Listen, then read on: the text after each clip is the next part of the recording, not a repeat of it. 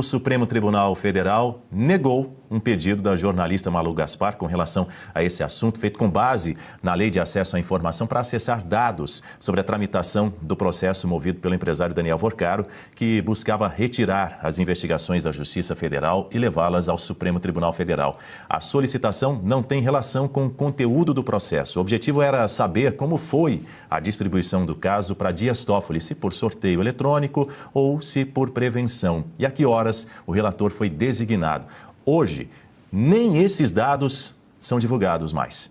O processo foi protocolado no Supremo Tribunal Federal no dia 27 de novembro do ano passado. No dia seguinte, Dias Toffoli determinou sigilo total sobre o caso, que havia entrado com o segredo de justiça. E aí, Guta, no mesmo dia, o ministro utilizou um jatinho particular do empresário Luiz Oswaldo Pastore para viajar até Lima, no Peru. Você deve se lembrar, onde ele acompanhou a final da Libertadores entre Flamengo e Palmeiras. O voo partiu de São Paulo, fez escala em Brasília e depois seguiu para Lima.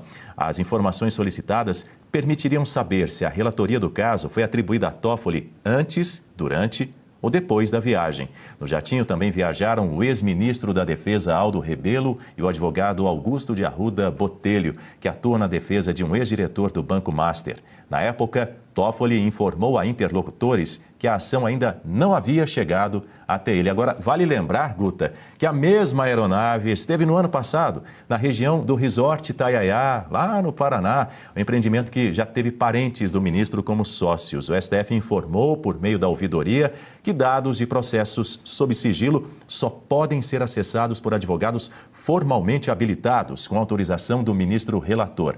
Já o gabinete de Dias Toffoli afirmou que o ministro se considera impedido em casos envolvendo o empresário Luiz Pastore, dono do jatinho que levou Toffoli ao Peru, mas que na data da viagem ainda não tinha sido informado sobre a distribuição do processo nem sobre os demais passageiros do voo.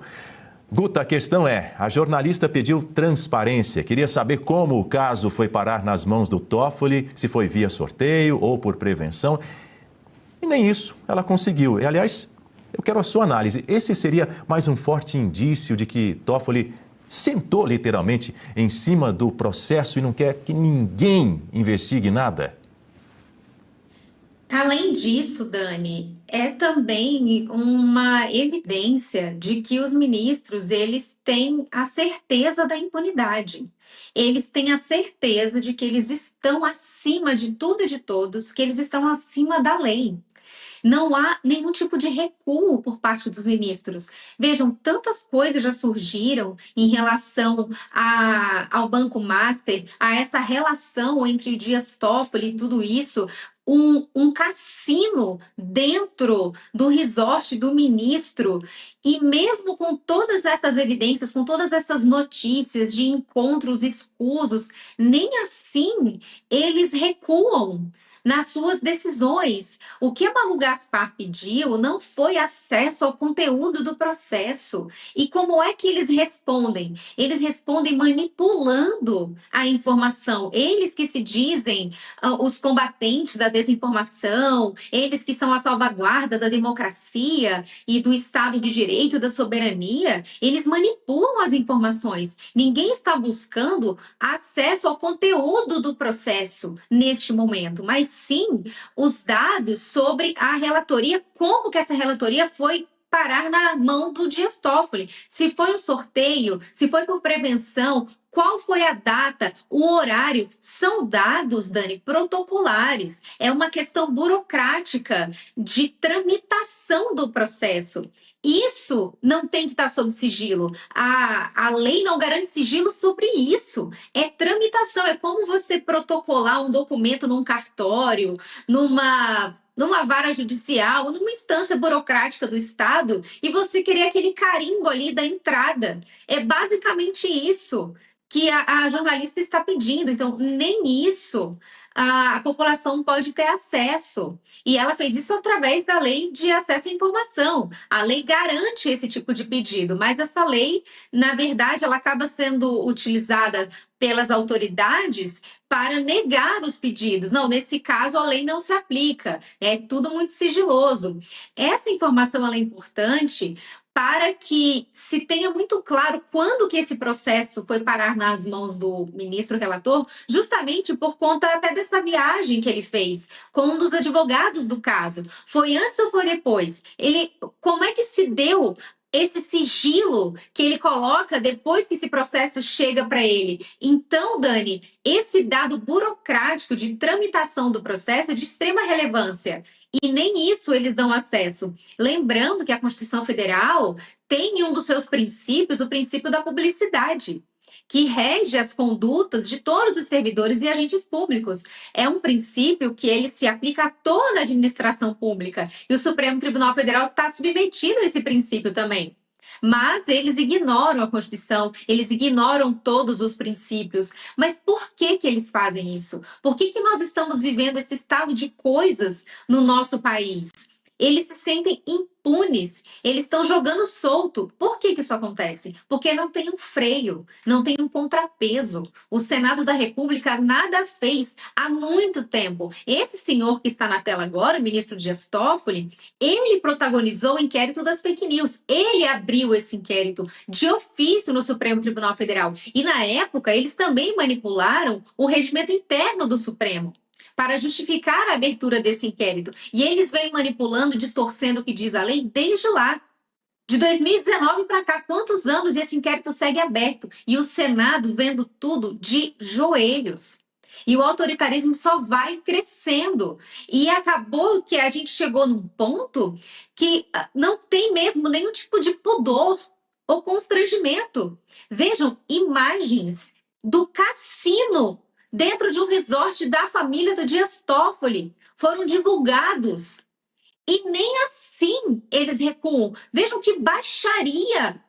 Um ministro que se diz defensor da democracia, do Estado de Direito, eles que têm esse falso moralismo para cima do povo brasileiro. E olha o que eles fazem ali nos bastidores, recebendo empresários, banqueiros. Olha, vejam, ele recebe essas pessoas no seu resort, é uma postura de dono.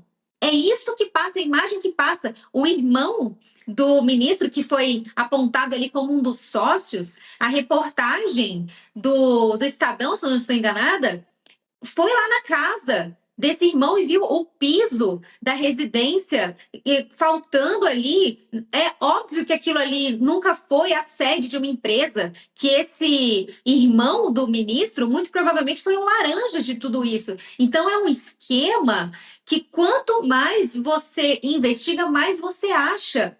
Mas o ministro, qual que tem sido a postura? De nenhum recuo, nenhum constrangimento. É sigilo em cima de sigilo. E agora, isso foi o fim da picada. Colocar sigilo numa questão de tramitação do processo é tudo muito absurdo, Dani. A gente só pode concluir que eles têm muita certeza da impunidade. E por que isso? Não é uma coisa que para no Supremo. Provavelmente também tem muitos parlamentares e inclusive senadores envolvidos nisso aí. Vamos aguardar as investigações, mas é só o que a gente pode concluir. Porque eles se sentem completamente impunes. Você fez menção à abertura do inquérito do fim do mundo, o inquérito das fake news lá em 2019, de ofício.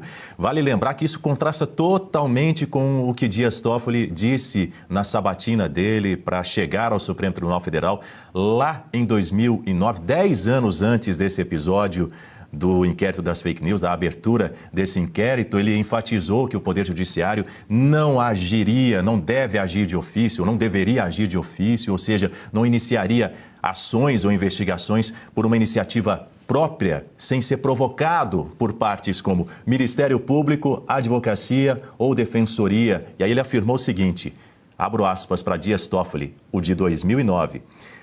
É sempre bom lembrar que o Poder Judiciário não age de ofício. Se o Poder Judiciário agisse de ofício ou fosse além do que lhe é levado, além do que lhe é pedido, nós teríamos uma ditadura do Poder Judiciário. Fecha aspas. Essa posição, inclusive, foi reiterada seguidas vezes como uma forma de limitar o escopo judicial à Constituição, não é? Agora, como é que ele agiu, Guta, de uma forma totalmente controversa, totalmente oposta, lá em março de 2019, 10 anos depois, já atuando como presidente do Supremo Tribunal Federal, naquela ocasião, determinou a abertura do inquérito 4781, que é conhecido aí como inquérito das fake news, de forma unilateral e sem provocação prévia do Ministério Público ou da Polícia Federal. Parece um pouquinho com o que aconteceu recentemente também, não é?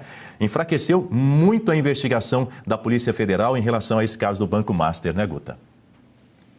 Exatamente, ele não deixou que a Polícia Federal tivesse acesso às provas, ele acautelou essas provas no Supremo e depois disse: ah, não, tudo bem, vocês podem ter acesso, mas só os delegados, os peritos da Polícia Federal indicados por ele.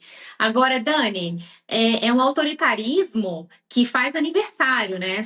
Todo março dos anos a gente vê aí esse inquérito sendo cada vez prorrogado, quando isso não existe. O inquérito, ele existe para apurar um fato determinado.